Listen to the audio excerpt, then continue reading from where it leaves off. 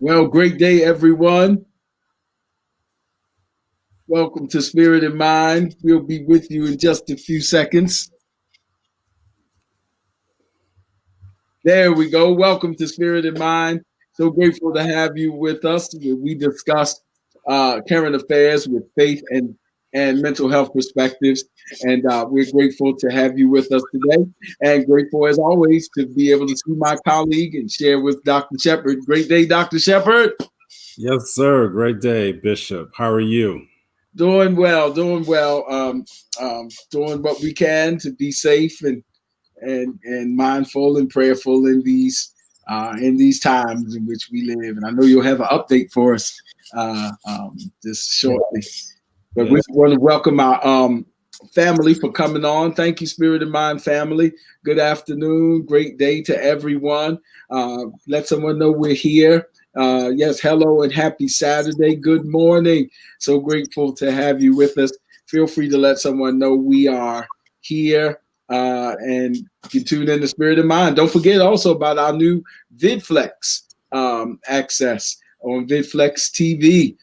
We welcome you to our new expanded format as we're believing and thanking God for constant expansion of this mission as we continue to keep the Spirit in mind. Dr. Shepard, how's your week been? Bishop, it's been a busy week. It's like everything that I chose to do, or not to do, I should say, during the Thanksgiving week came back up this week. So it was quite a busy week in the office, handling just different things that people are going through as we enter into another season of Christmas and Hanukkah and Kwanzaa, the month of December, essentially. And so it's been a busy week, and but it's an exciting month. This is the month of my birth, and so I celebrate all month long. Yeah, it was a busy week. Amen. Amen. We certainly celebrate with you. All right. Look at you. Celebrate this month. We're celebrating you and Jesus. Hallelujah. Not necessarily in that order, but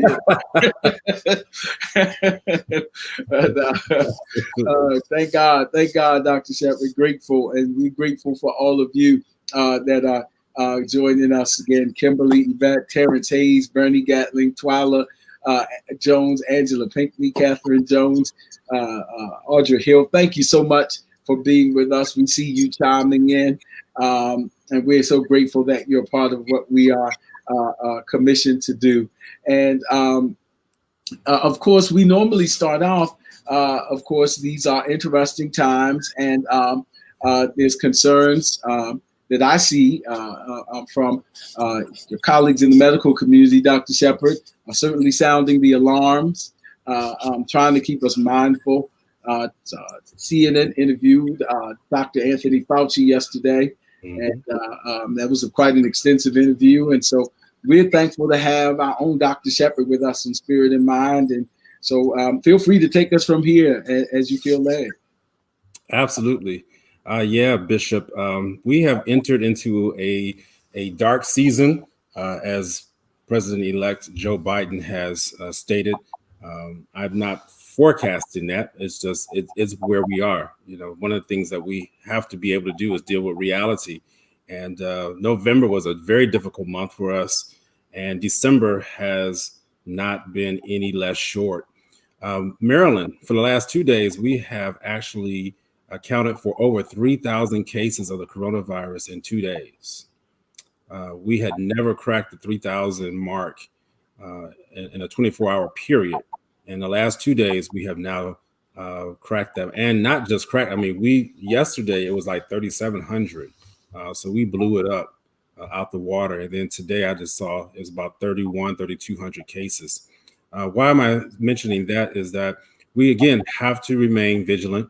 I wanted to just discuss a couple of things very quickly that the Maryland Department of Health released, because as we continue to learn about this virus, there's certain things that we are learning, and especially with people who are going to travel. I recognize that people, they hear the warnings, but they're still going to do what they want to do. And no one's getting on you about that. But I do want to let you know that if you're going to travel, you need to be aware of the restrictions. And so some of the CDC guidelines, they have changed. And actually, I'm looking at it now, and it states that if you are asymptomatic, which means you don't have any symptoms of the coronavirus, and you're coming back from travel, that you need to quarantine for at least 7 to 10 days. That's a change. It used to be 14 days, but now it's 7 to 10 days.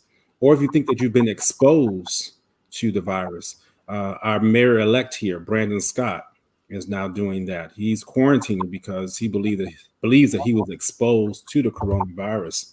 And so we want to make sure that you are quarantining. And what they're saying is that after 7 days with a negative test, then you're able to come back out. And that's what happened with the Ravens game.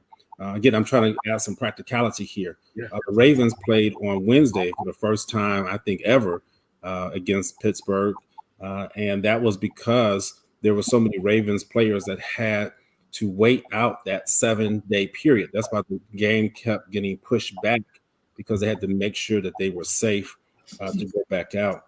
And so that's just one of those things that we have to be aware of. So with so many virus cases occurring, we need to be aware that the guidelines have shifted a little bit, where the quarantining is not as long. It's cut by about 4 or 5 days. But you want to make sure that you can get tested.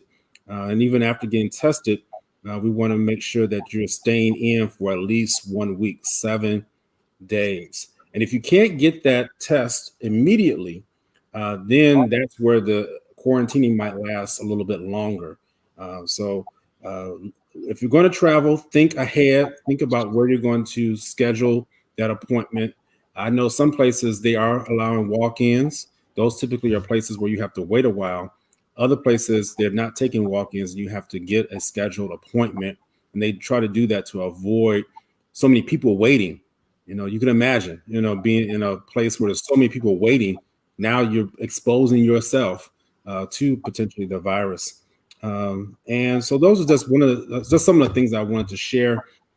As we get more information about the vaccine, I will start sharing that because we're getting closer and closer. But I tell you, Bishop, my concern is the attitude of folks in regards to taking vaccines. Our attitudes are very divergent and, if I would say, against vaccines. So I'm very curious as to how we're going to respond once the vaccines are coming out. And with that note, Pfizer, there's a lot of talk about Pfizer. Pfizer had to adjust yesterday. They had to cut in half the number of doses that they thought they were going to have available this month. This is a huge undertaking, you all. And it's one of those things that is going to take time. This is just not going to be done with a snap of fingers. So I wanted to share those things with our listening audience, keep you informed. You want to know what those things that we should be doing. And if you have any questions, you can put them in the comment section. For those who are watching us via podcast, reach out to us through email, and we'll do our best to answer those questions for you. Thank you, Dr. Shepherd. You've really given a lot to think about in a concise period of time, and that's. I pray that you will again visit the follow-up venues that Dr. Shepherd has just given. If you need time to write that down, that is a lot to process on several dimensions. There's the vaccine piece, then there's the self-care piece, and the vaccine is going to take some time for what we would consider to be mass distribution. Is that correct? Absolutely. Because right now they're trying to figure out the best way. Well, not even that. They need to prioritize. Right. So Governor Hogan has really been on the front lines because he's the chair, I guess, of the Governors Association for the United States. And he was saying that even the number of vaccine dosages for the state of Maryland is not enough. Right. Frontline workers, people in the nursing home facilities, those tend to be the priority. But then once you start going down from there, are teachers included in that up front? Are people with other comorbidities and things like that? So it's a huge undertaking. And Bishop say this, you have to get 2 dosages. Right. So it's not a one and done. And you have to be able to record. I know that just from being in the medical field. When you get a hepatitis B shot, there's 3 different dosages that you have to get. And with hepatitis B vaccine, if you miss that dose, the second or third, sometimes you got to start all over again. So I don't know if that's going to be the case for the coronavirus, but I do know for other vaccines that do require more than 1 dose, that sometimes you have to start back over again if you miss that period of time where you're supposed to get the additional dose. So there's so much to unpack. It's going to require a lot of money, personnel, and that's a whole other conversation as to how Congress is going to handle that. So people out there, please believe me, we are in for quite a journey here. And so it pays to stay vigilant and to stay prayerful. And yeah, I know we got show stuff to talk about as well, additional subject matter, our planned subject, but this is so, and you raised so many important questions. So that affects the numbers potentially. When you're talking about, when you say that there's 2 shots, is the shot, and I heard Dr. Fauci talk about a booster shot afterwards. So how does that, or does it, affect the numbers when you might hear these things like we're getting 150,000 doses? Is that for 150,000 people, or is that for 75,000 people getting 2 shots? That's a good question. I don't know. Yeah. I'm assuming that when they say doses, that they're saying that that's for 1 particular dose. So I would think that you may have to cut that number in half. But I don't know the answer to that question. Yeah, I don't know. Yeah, and that's what I've heard others like. It's still being determined and clarified. So there's a lot still to evolve. It's still fluid in some ways. Absolutely, yeah. We've never had something like this before. Yeah. So we're in uncharted territory, uncharted waters. So it's something that when you are in those waters, that's why you need good leadership. I was talking with the pastor even today, just who's steering the ship does make a difference. So, just to say, well, anybody can steer the ship. No, not just anybody can steer the ship. That person who's steering the ship needs to have good advisors around them who they can listen to, who can be challenged so that the leader knows what to do. But it does make a difference who's steering that ship, because we're in uncharted territory right now. Wow. That's a show topic right there. Leadership in a crisis. Yes. Wow. I know that's our opening, and we thank you. Thank you for opening us up with this update. And again, be prayerful, be mindful, be smart, utilize all of it. And today, this, on top of the vaccine and on top of the pandemic and the request that we still remain socially, physically distanced and exercise physical distancing, and we got another holiday coming up. So as we segue into that, we still have to talk about, do some of the same urgencies persist for Christmas, that we be mindful of those kind of gatherings?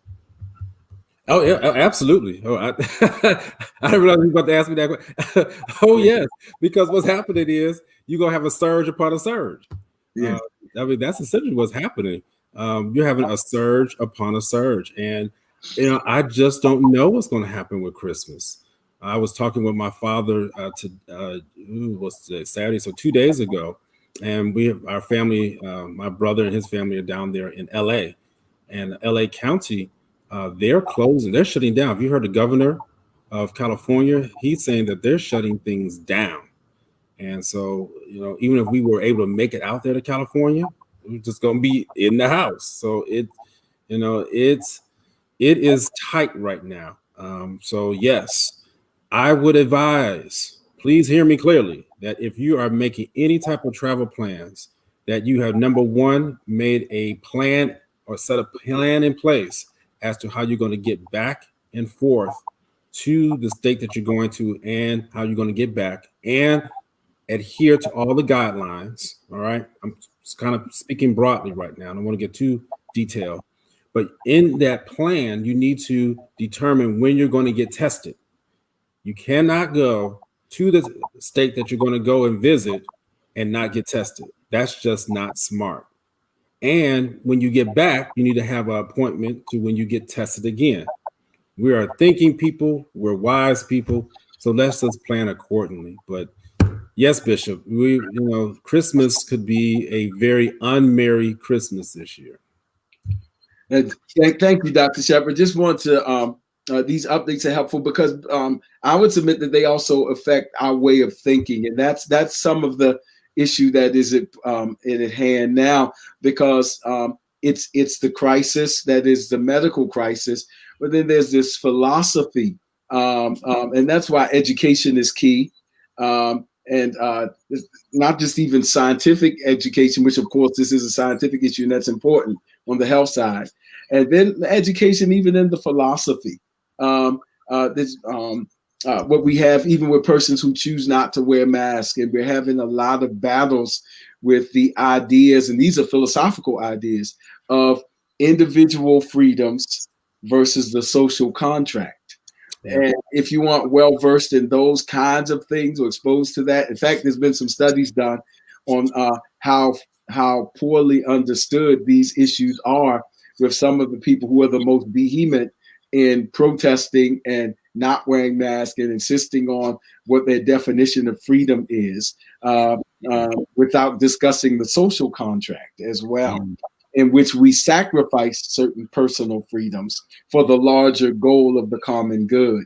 And that is American. That's the thinking. If you haven't done, this is not boring stuff. This is essential in this season, that Rousseau and Thomas Hobbes and John Locke and those persons that influenced the framers of the Constitution were very much discussing at what point and how do we manage this tension between personal freedoms and the larger common good. Because ultimately, if we don't serve the common good, it endangers our personal freedoms. That's right. And so you have to be not just scientifically astute, but the philosophy, because the philosophy is the way of thinking. It's the attitude. It's the mindset.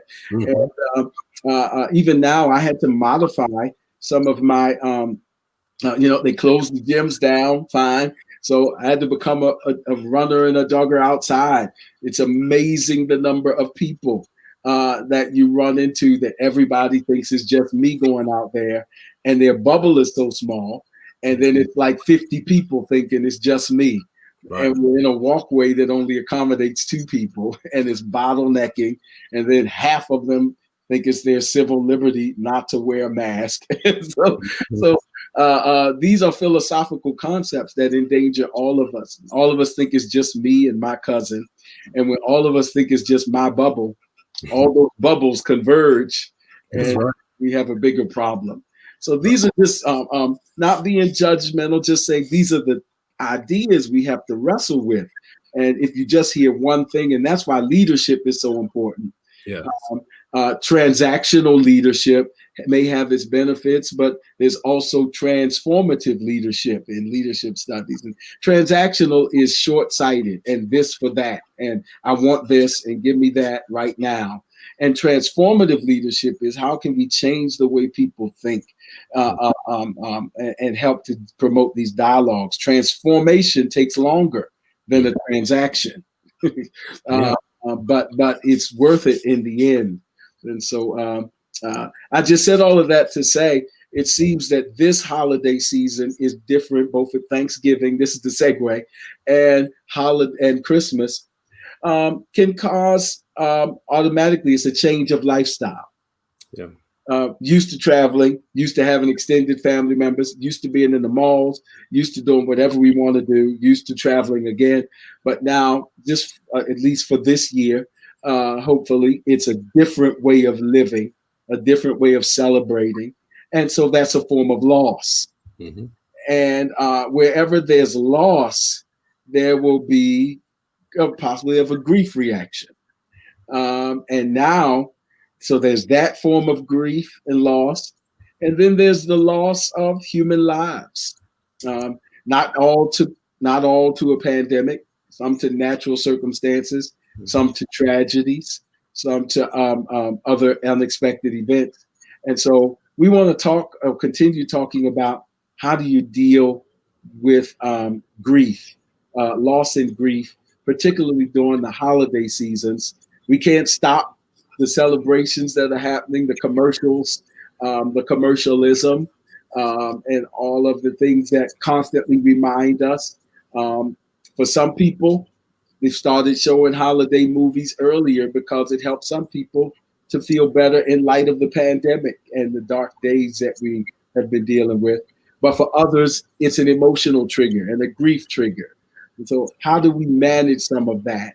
And so Dr. Shepherd is going to lead us off to continue. Last week, he gave us 6 coping strategies, and we added to that, and we're going to continue to elaborate on those and add to them in today's session. Dr. Shepherd, what are some things we can do?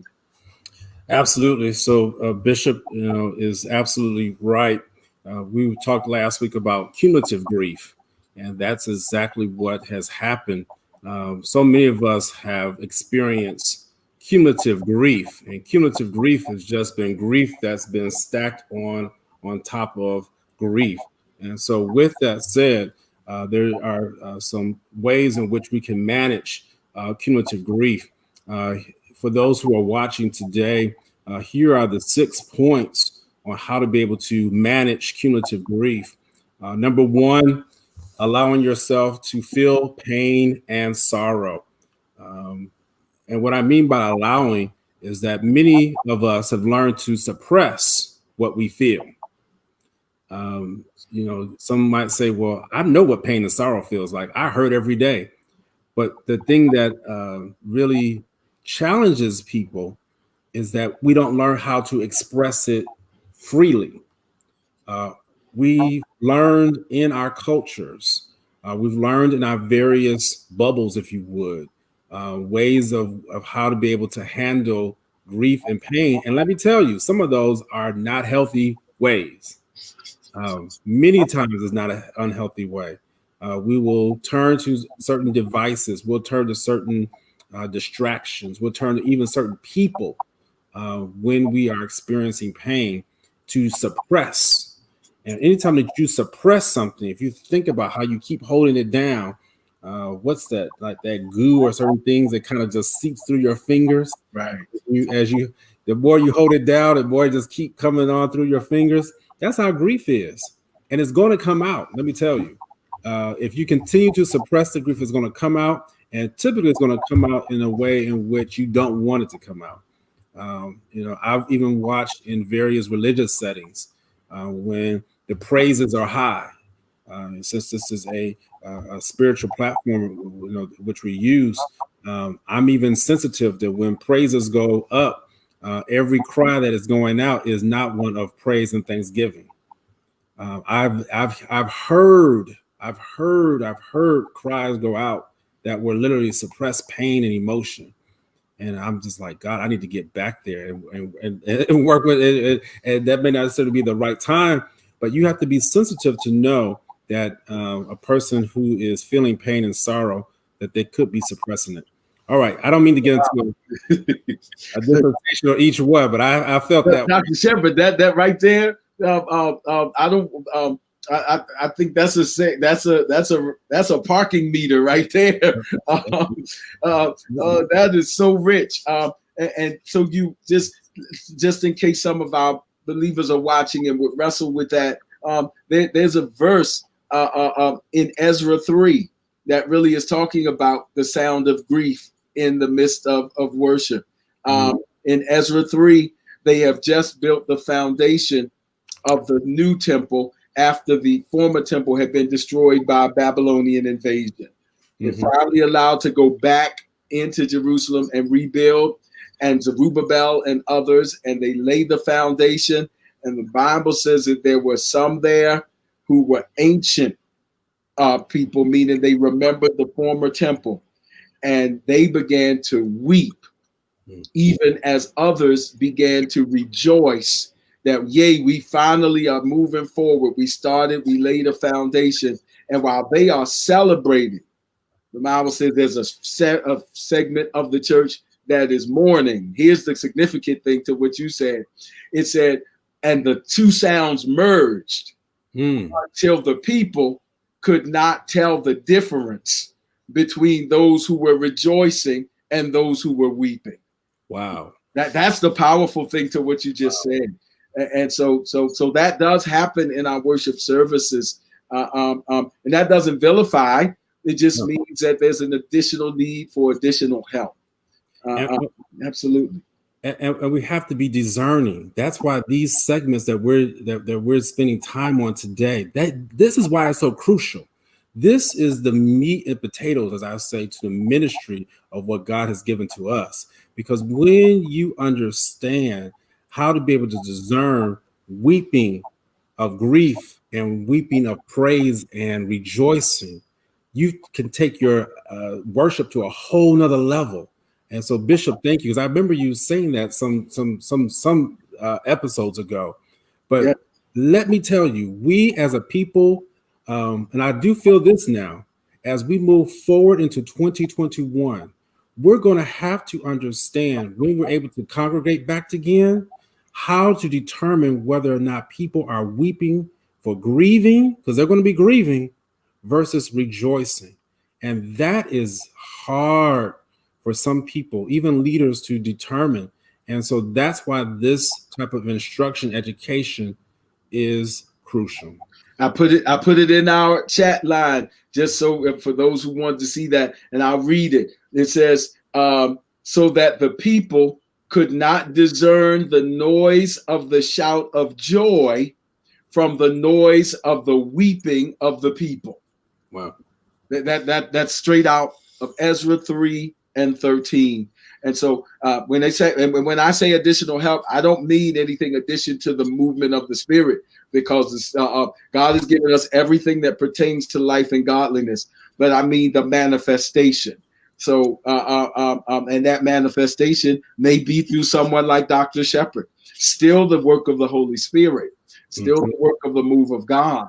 It's just that what we call the platform preaching moment is what we call theologically general discipleship. One message for sometimes hundreds and thousands of people. Now, when that one message, that's general discipleship, meets individual needs, it may need some follow-up, which the Apostle Paul regarded as pastoral care. What you see in the Pauline epistles is really the shift of Paul from general discipleship when he's preaching publicly to pastoral care. He's writing to churches, church at Thessalonica, church at Philippi. That's follow-up ministry, or as he said in Acts, I did not shun to declare to you the whole counsel of God, preaching both publicly and from house to house. What he's saying is that after the altar moment, after the dance, which is important, after the catharsis, he says, I'm following up because there needs to be follow-up ministry to what was going on. And so that's what I hear you saying theologically, Dr. Shepherd, is that you hear it's possible to have more than one sound in the house.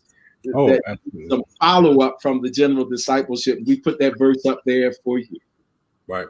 And what you also have to determine, since we're going to stay here for a minute, is that as musicians, as people who are playing the instruments, that there are certain sounds that you will have in that worship experience that will bring forth grief. Try it. You play, I mean, you're a musician, you know, there's certain chords that will make you cry. And there's certain chords, you hit a chord, it just makes you leap, you know? Absolutely. So we have to, you as a leader have to have people surrounding you who understands there are various sounds that people will appeal to, people will respond to, people will just get up and do whatever based off of what they're hearing. And this happens when we are dealing with grief. Absolutely. Absolutely. That musical part is of course, and that's what you have to keep in mind. Even the music you listen to during the holidays, the music you listen to in the sanctuary, they both apply. Now we're talking a little bit about the psychology of music, which is a discipline in and of itself.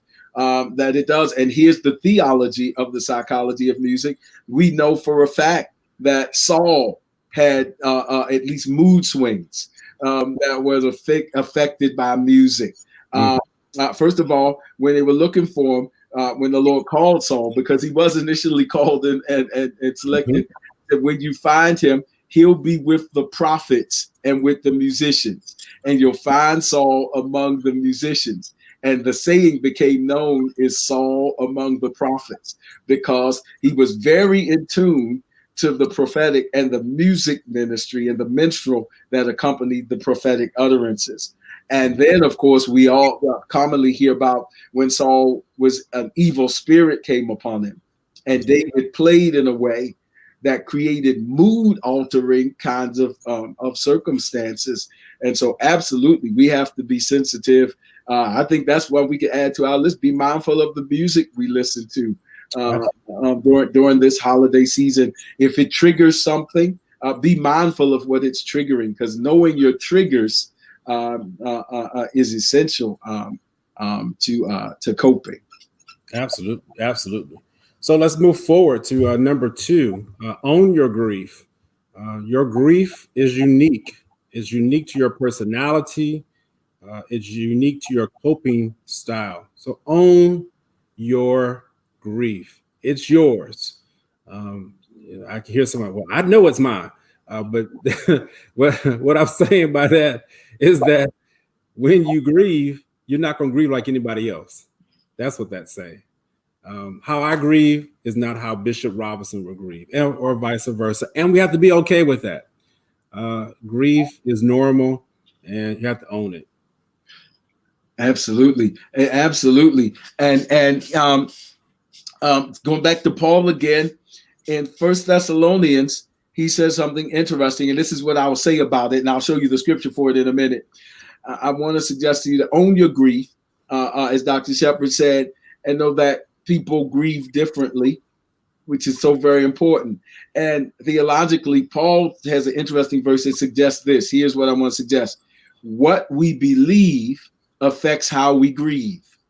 Here it is. He says, but I do not want you to be ignorant, brethren, concerning those who have fallen asleep, lest you sorrow as others who have no hope. Here's the contingency. For if we believe, it will affect literally how we experience sorrow. Now, I want you to hear me clearly before you turn me off. I'm not saying we will not have sorrow. That's not what he's saying. He's not saying, because sorrow is human and it's even Christian. Right. I said previously that Jesus said, my soul is exceedingly sorrowful, even unto death. But he had a particular way that he dealt with his grieving based upon his believing. And so there is a faith substratum that we can interpose to this spirit in mind approach. There is a faith substratum that influences how we grieve, because he says it's different from hopeless grieving. And now, how important is the concept of hope in the process of grief? Not as ignoring grief, but as confronting it. I mean, face it for what it is and own it. And yet, it's Jeremiah, in fact, the weeping prophet, who in the midst of all of the things that brought him sorrow, still said in Lamentations, the very book is called Lamentations, as in lament. And yet in the midst of the lament, he says, this I recall to mind Therefore, I have hope. And how important is hope? Not from the scientific point of view necessarily. I understand that, but so I'm not saying either or. I think what I want to suggest to our listeners today is, again, what Paul said to the church at Corinth. Sometimes we want to go, I'm for Paul, I'm for Apollos. And what Paul was talking about was his people who say, I like Paul's style, I like Apollos better. And Paul says, actually, you're shortchanging yourself by being so binary. He says in Corinthians, all things are yours, whether of Paul or of Apollos, and you're making yourself binary when you actually have both of these worlds from which you can draw. Yeah. Science gives explanation and theology gives meaning. Mm-hmm. And logos therapy, as Viktor Frankl called it. And so, which means finding logic, meaning, finding hope by meaning in the midst of suffering. So in that owning your grief, I just want to include that concept because all things are ours. It's not to be in denial. It faces the loss. And yet, therefore, I have hope. What does hope do in processing grief? Mm-hmm. Yeah, hope is something that we need to hold on to. Hope has been attacked. I'll say that. One of the things that I have really noticed this year is that we see a lot of people who typically have been okay when they go through, but because of the cumulative losses, I go back to how we started this particular segment, the cumulative grief, it has worn us down. And when you think about the definition of hope, is positive expectations, and people just are not thinking positively anymore. It's almost as if this pandemic has come and tried to suck out the expectations that no longer the things that we were excited about this time last year, that they no longer can happen. And what we're letting you know is that no, cancel culture, yes, you can talk about it, but it doesn't have to be your portion. It doesn't have to be what you subscribe to. Hope is still here. There's a saying that hope springs eternal. But I thank God that as a believer, if you still have breath in your body, there is still hope. There is still something for a turnaround. And hope, even in our field, it adds something that we can't add through a medicine. We can't add through a pill. When you have hope, it just turns around the expectation of whatever procedure or whatever thing you're going through, and it turns it out for the better. So that's why we have to maintain a certain mindset. That's what this is really going to. There is a certain mindset that we must have when we're going through. And that's why the mind is the battlefield. Because many times, if the enemy can cut off hope, or if we don't have hope, we end up killing ourselves, suicide. Even in my readings right now, as I'm preparing for my board recertification, it talked about suicide. And suicide, many of the folks who actually attempted it, they admitted that they had lost hope, and it was just for a temporary period of time. Those same people, they went back and studied, never attempted suicide again. Now, that is true that people who attempt suicide, the number one risk factors for people to have a previous attempt before. Now, that's a very true statement. But what's also true that you have to balance that thing out is that there are certain people who will have attempted to kill themselves and never will go back and do it again. And you don't hear about that. And also you have to know that hope is one of those things where if you can get to that person and intervene, it can deter them. There have been studies, again, that have shown that when a person is really down and they're grieving, that one phone call can shift. It may not make them feel better, but it can shift what they were just about to do right then and there. So that's why we have to make sure that as we're going through managing these tips, that hope has to remain as an undercurrent, as a foundation as we go through this. Absolutely. I love that definition, positive expectations. And And in the Koine Greek of the New Testament, it is godly expectations. That same idea. And expectation is an interesting word in the Latin. It literally means to be on the lookout. It has the word ex as in exit, as in out, and spectare as in spectacle, as in spectator. And so you have this idea of being on the lookout, even as we're going through some difficult days. Being on the lookout can help us to prevent that feeling of all hope being lost or despair. Soren Kierkegaard called hopelessness the sickness unto death.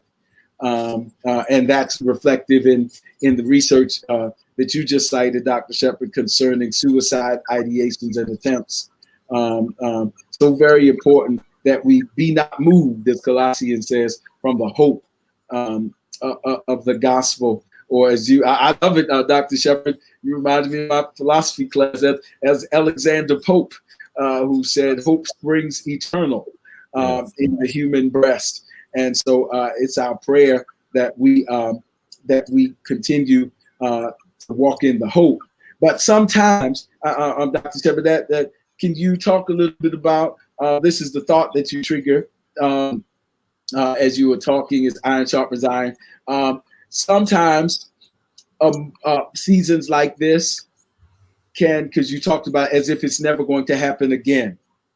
As if good days or better days are not going to, like this is permanent.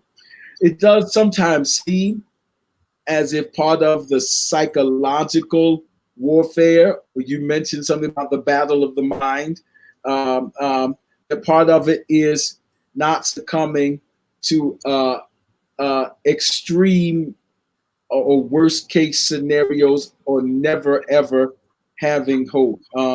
That it's never going to get any better. That does seem to be a part of the if you will, psychological warfare or the battle as if it's, and that could discourage us.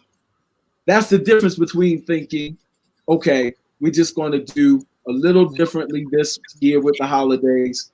We'll do some tele dinners. We'll do some virtual dinners. We'll sit down with my aunts and my cousins and family in another state, and we'll all be on Zoom or whatever. We'll have a chat line. And we'll get through this. It's a difference between thinking that and hopefully next year it'll be better. Because if we buckle down, do what we need to do, better days are ahead.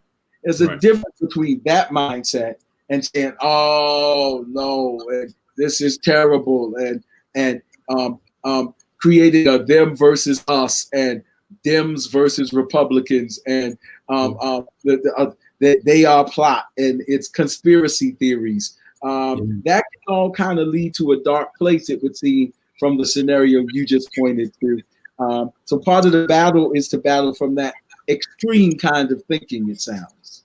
Absolutely, because what you're defining is cognitive distortions. It's a form of catastrophizing.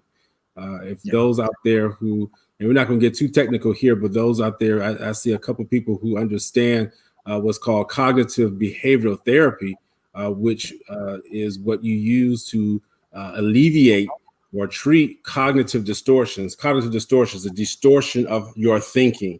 That's exactly what that is saying. So we all know what a distortion is. When you pull something out of place and it's no longer where it should be, and your thinking can get like that. That's the interesting thing. So, you think about clothes and things that you stretched out, but you can actually think something that is not actually reality. You can actually think something that is on the outskirts of where you really should be. And that is something telling. Catastrophize. And you know what, Bishop? There's so many folks out there who catastrophize. Yes. I mean, it's, whew. And if you're not careful, you get swept right up in it. And I had to ask God, Lord, help me. I didn't ask God to deliver me from the people. I asked God to deliver me from the maladaptive behavioral patterns that these folks have tried to put inside of me. If I can work on myself, then I don't have to worry necessarily about the folks who are around me who are doing that. And that's what I pray for you all. You can't necessarily change the people, but you need to work on yourself so that, yes, there are other people who are going to be doom and gloom and saying the world's about to end and things like that. But you have to know where your hope, we go back to that again, lies in all of this. And they can't rely in people. You got to have something, and I say something, there needs to be something that is inside of you that trusts the true and living God. Never ashamed to put that out there, that you got to have an anchor. Hope has to have its anchor in God. If you're going to have positive expectations, you got to have an anchor, and the anchor has to be in God. So when you are dealing with folks who have this catastrophizing, just, oh man, it's just never, people who I'm talking about, and you have to limit your time around them. That's what I'm saying. You can't change them. Many of them are stuck in their ways. And what I'm afraid of, Bishop, is that this pandemic again has allowed these type of people to bubble up, and you have to realize that as they are bubbling up, who you need to cut off and say, we'll see you later. God bless you. But I can't continue, because here's the thing: you continue to allow these people to stay in your circle, they'll keep you down. And I've talked about this in other settings with John chapter 11 in regards to Lazarus and Mary and Martha. And I really believe that Mary and Martha could have gotten through some of their grief a little bit differently, but they were professional mourners all around them. Everywhere they went, even when they went to go see Jesus, there was people, oh my God, they're on their way to the grave just to grieve some more and all this and that. Man, you got to be careful of the people in your circle as you grieve, because that is so important. You will take on their issues because you're vulnerable. So when you are, again, step number 2, about owning your own grief, let it be your grief. Let it be your grief, not your mama's grief. Let me break it down here. Not your daddy's grief. I see that so often. They come in my office. The parents are telling me about the children. Oh, he lost his father. Oh, and I'm not making fun of it. Believe me. But I sit there in amazement. I'm looking at the child, and what the parent is saying doesn't line up. I let the child go out the room. Come to find out, the mother is the one who's still grieving. And what she's done is displace her grief onto the child. And so what happens is we have to know that when you're owning your own grief, that means that you have to own it. You have to deal with it. You have to face it. You have to confront it. Don't pass it off to your children. And that's what I see happen. Man, I feel this thing now, because there's so many have generations of grief that could have been delivered, but they passed it right on down to their generation, to the generation below them. Absolutely. Because there's a cultural component and the cultural transmission and expectations that can be imposed. That's really the context of the theologians out there of First Thessalonians. The city of Thessalonica is very influenced by secular ideology. And Paul essentially teaches on this as those who have no hope. And he talks about the hope of grief, because if he doesn't address it, then the way to cope with grief will be defined by the secular philosophies that surround them. Because and the same is really true today. We spend much more time being indoctrinated by television and music and rappers, and I'm not coming, and singers and secular philosophies and cards and things that have to be neutral in its perspective because of the diversity of our society. And so we spend much more time being influenced in what grief should look like by those influences. And so there has to be some intentional talk about loss and grief from the perspective of the church and Christianity, besides the 15-20 minutes in the homegoing service. But there has to be some extended room and grace to allow to have conversations like this, because it does change. You mentioned Mary and Martha and their grief process, and it's so important. One of the things that Jesus says to them in verse 26, he says to Martha, "Do you believe this?" He says, "I'm the resurrection and the life. And did I not tell you that if you believe, you shall see the glory of God?" And right after that, you see a change in Martha's coping strategies. She goes from being, "If you had been here," Mhm. to being like, "Yes, Lord," is verse 27. Like, "Yes, I believe." Because again, what we believe does not stop the grief. That's not the purpose of faith. The purpose of faith is not to live in denial. The purpose of faith and hope is to have a substratum to endure the process of grief and believing that there's still life to be continued, and purpose and destiny to be fulfilled even with the grief. So it doesn't deny it. I'm not talking about denial. I'm talking about the influence of hope and faith.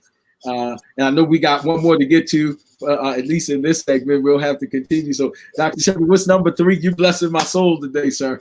Yeah. I'm gonna get Bishop, if I may, because I want to address something, because I'm looking at these comments, and I just want to just say a personal thank you to Carolyn Jarrell Smith, who I know, and actually she's been following us, Bishop, and actually went and did some of the things that we asked for her to do, even like flu vaccinations. And I just want to give a shout out to her, because she was mentioning how she's been going through grief right now, and so many people have. And I do remember her son. I remember her son who died. Oh man, it must be about 30 some years ago now, probably 25, 30 some years now. And I remember very clearly with her son, because that was one of my first interactions with a death of a peer. So that's why I remember her and her son, and just want to let her know that we're here with you, and thank you for your vulnerability. Because you're not the only one out here. Your comment has helped someone else. And so I just wanted to just highlight that real quick, because there are, again, so many people out there who have lost people to coronavirus, to whatever things that have occurred this year, and now it's bringing up other memories. So just wanted to do that real quick. I'm looking at some of these other questions. Should you try to cope with grief and hide your grief from your children to avoid your grief from affecting your children? What should you do? No. Children will tell off on their parents, period. I used to be a youth pastor, and let me tell you, as a youth pastor, those children come up there. I don't know why my mama and daddy up in there shouting. They just got through fighting. I mean, they these children would tell off on their parents. They'll tell off not just because I was a youth pastor, because I'm trained to work with youth. So I know, no, do not try to avoid. That's probably the worst thing you can do. What you should do when you have children, as you're going through the grief process, is go through it with them. Will they understand fully? No. But ask what they do understand. Our children are smart and are resilient. So ask them what they do know. Ask them what they do understand, and break it down to a level to where they're at. If there's certain things that they don't understand, let it be. If they don't want to go to the funeral, that's okay. If they don't want to go to the cemetery site or grave site, that's okay. But to try to avoid, that is where we get into error. So we have to be careful that we don't suppress, and then our children are looking at us like, well, what's going on with mom and dad? Because they can sense it. Again, they came from you, so they're a part of you. So yes, they know when something's not right.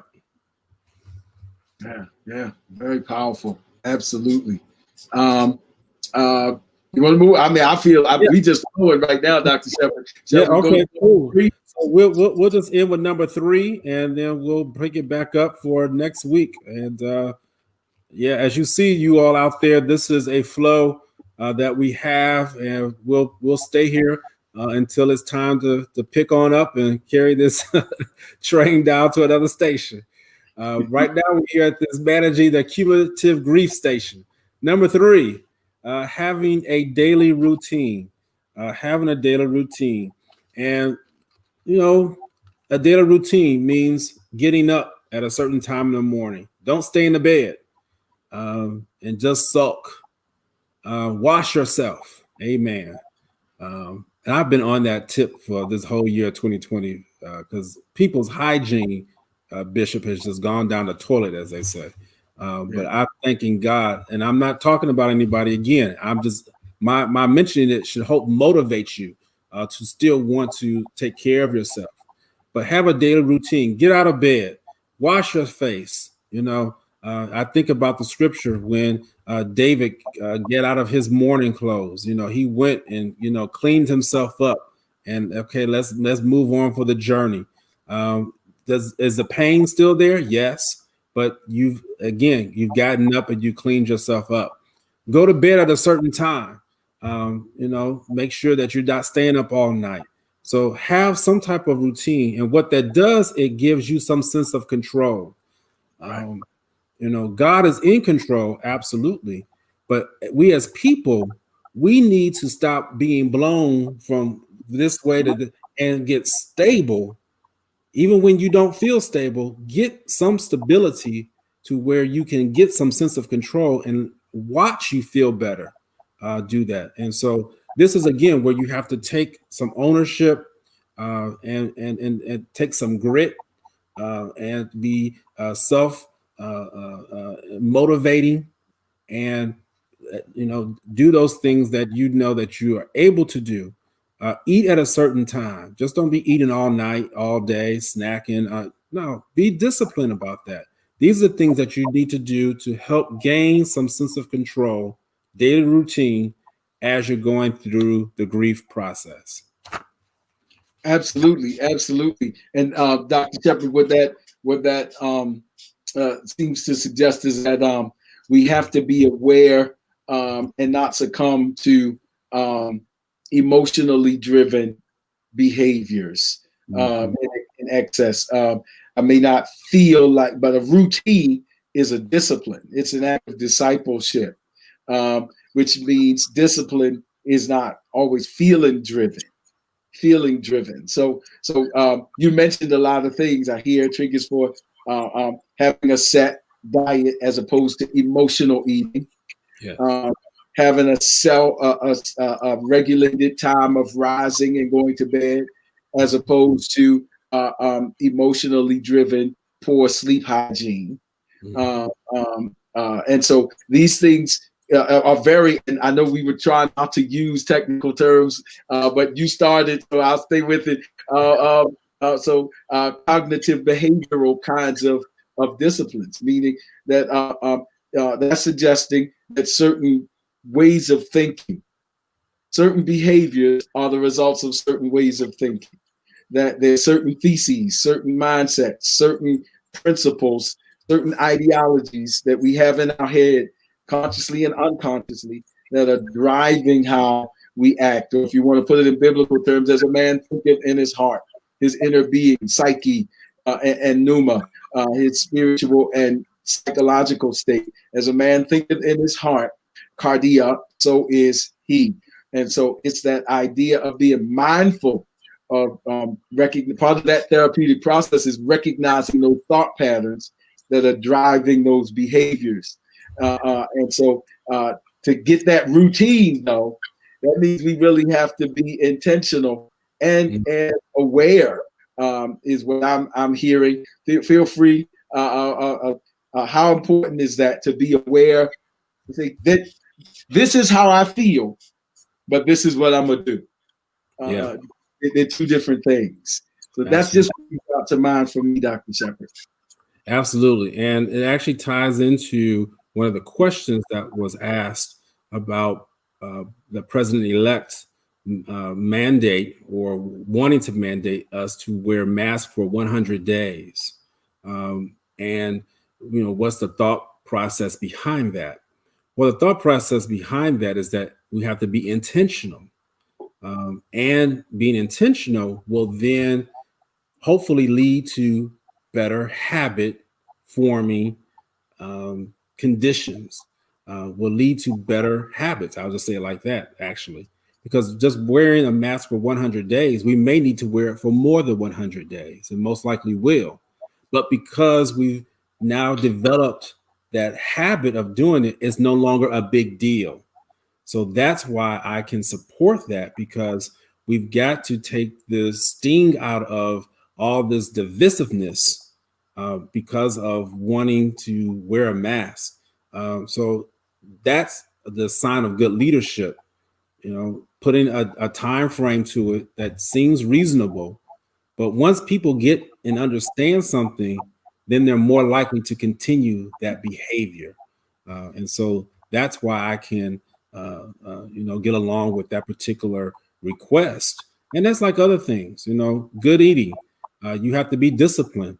You have to let go of the, it's Harold's Chicken back in Chicago. It's hip hop. And now there's only certain hip hops now. And every hip hop ain't the same. Right? If anybody's out there in Maryland, you know what I'm talking about.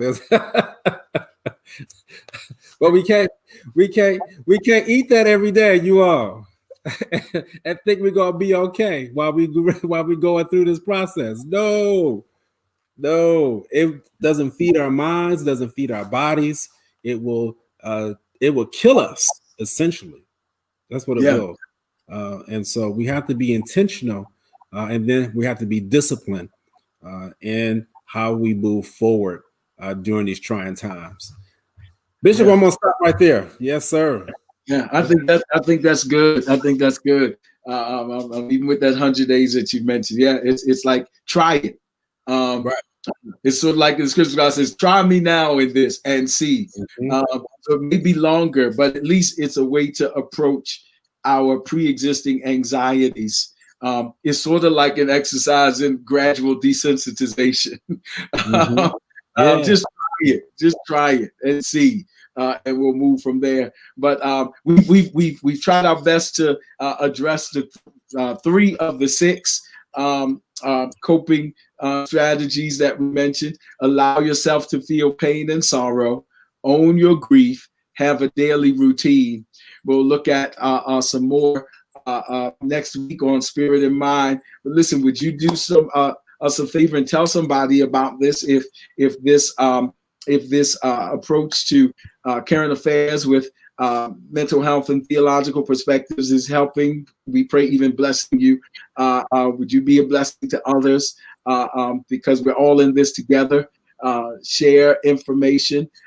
Share about our time that we're here every Saturday at 12 noon. And it's our mission to look at these matters and hopefully give us insight and perspectives that will help us have life and life more abundantly. So please tell someone about it, and please know that we're praying for you. And join us next time on Spirit and Mind. We also want to thank Minister Kat Henderson, who is our technician and doing a great job putting all those things on the screen and everything. Yeah, we're grateful to Minister Kat for her work. Thank you, everybody, for watching us. And please join us next time on Spirit and Mind. And